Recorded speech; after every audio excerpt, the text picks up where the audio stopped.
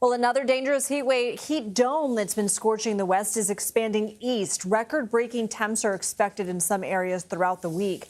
Millions of people should prepare for temps between 105 and 115 degrees, along with the growing wildfire threat across the West. CBS News New York chief weathercaster Lonnie Quinn joins us now. And Lonnie, today is beautiful, but it's not going to be. What makes this heat so dangerous?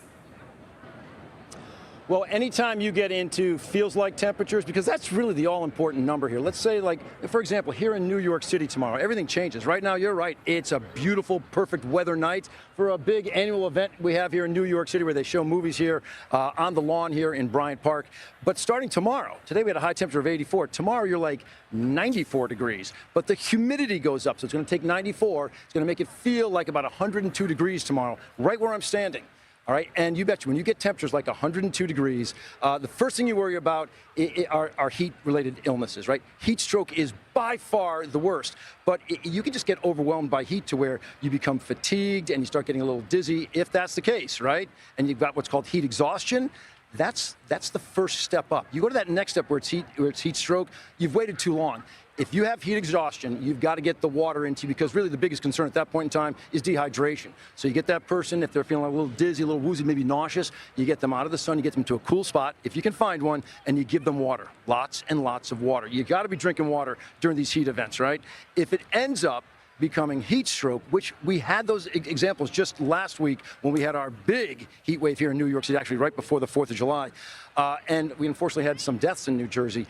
When you get into heat stroke, people have got to be taken out of that environment and cooled off rapidly. They suggest maybe like an ice bath, things like that. You got to lower that body temperature, the core body temperature, as fast as you can. And you don't give those people water, you cool the body temp down. But we are seeing temperatures like that possible again starting tomorrow. And you talk about, hey, the heat dome that was out west, well, the Midwest getting crushed today, and by the time we get to tomorrow, it expands. It's not disappearing in the Midwest, it's expanding to the east. So we will be hot tomorrow. In New York City, about 93. By the time you get to Wednesday, we're 96. Feeling like 102, probably feeling close to 110 down by the Jersey Shore on Wednesday. It will continue into Thursday as well.